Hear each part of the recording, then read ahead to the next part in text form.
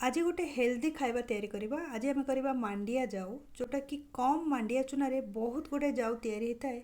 आ बहुत लोग आम भितर अच्छा मांडिया जाऊ ना शुणिले गोटे केमती लगी था भावी था मांडिया जाऊ कौन खाइबा, किंतु विश्वास करंतु एथिरे बहुत प्रोटीन अच्छी। बिना चीनी रे जदि आम या तैयारी करछु एटा हेल्दी भी होता है, खाइबापी कि तो स्वादिष्ट, देहपाई बहुत बढ़िया। सकाळु गोटे थर अथवा राति गोटे थर जदि आप दिन को खाऊँ ना, आपण निजे देखिए आपंकर वेट लॉस ठार आरंभ करी जदि सुगर लेवल अधिका थी सेटा भी धीरे धीरे कमीबा स्टार्ट हम। ये रेसिपीटा निश्चय थे ट्राए करूँ। और दही सांगे यार कॉम्बिनेशनटा बहुत बढ़िया। चलतु रेसिपी आरंभ करवा।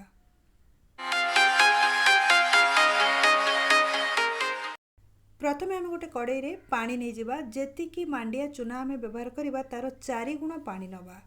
माने गोटे कप जदि मांडिया चूना व्यवहार करवा ता संगरे मुझे 4 कप पानी नेली। से मु पकई नहीं गुड़ अधा कप रु टिके कम हम। ता संगरे चुटकी लुण आ गोलमरीच गुंड 1/4 टीस्पून ये सब जिनस को गोले दबा आउ फुटिया को दबा। एथिरे आमे मांडिया जाऊ को तैयारी करवा। फ्लेवर पाई कि आपण आउ भी किछि पकई परिबे, ड्राई फ्रूट्स भी एथिरे पकई परिबे। लास्ट को एथिरे आमे पकईबा गुजराती गुंड। वर्तमान को फुटिया को छाड़ी दबा। जेतिकी परिमाणर पानी आम फुटिया नहीं तार 4 भाग भागे नहीं मांडिया चूना। जमीक 2 कप पानी फुटेबे, जब अधा कप ने 4 कप फुटेले गोटे कप ने। एथिरे पानी मिक्स करके प्रथम गोटे स्लरी तैयारी करवा। आपको भल कि मिक्स करदबा, जहाँद्वारा कि जब आम डायरेक्ट मांडिया चूनाटा को फुटा पानी पकाउचे सेटा खोलबनी ठीक से बिंडा हो। ये प्रोसेस रे कले फुटा पानी रे ए जो मिक्सटा को पकेवा द्वारा बारंबार गोले गोले ताहले बहुत बढ़िया प्रॉपर्ली गोटे भी बिंडा हेनी। मांडिया जाऊटा भलरे तैयारी हम।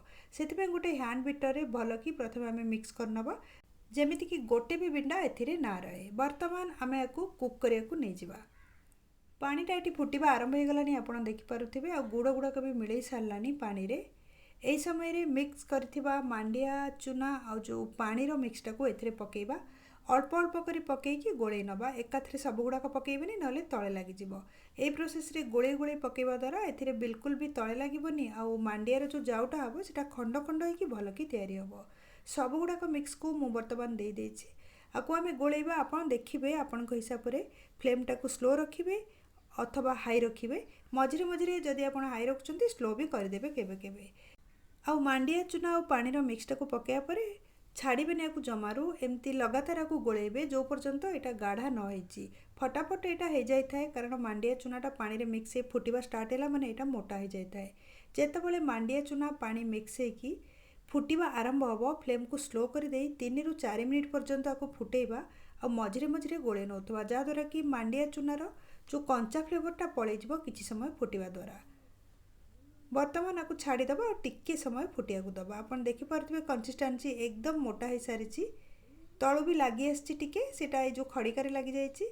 फ्लेम को स्लो करदबा आउ यहाँ लगभग टिके समय फुटब। 3-4 मिनिट फुटिला परे गरम गरम ही मु गोटे जगह को नहीं जाऊँगी मांडियार जाऊटा को। आप देखिपे कंसिस्टेंसी केते पतला अच्छी।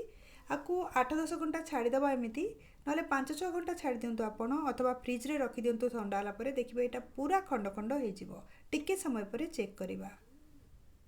मांडिया जाऊ को सेट करने की मुझे जगह रखी। बर्तमान आप देखिपे 5 घंटा पर गलानी। आउ यहाँ पूरा खंड हो जाइए। फ्रिज रे मुझे रखी नी, गरम थिला बाहर ही रखी। गोटे चामच रे नहीं चेक करदबा। प्रथमे आम बहुत बढ़िया होती खंड खंड तैयारी। अधिका जदि मांडिया चूना आप पकाउछन्ति ना यहाँ बेसी जो गाढ़ा हो खायापाई भल लगे।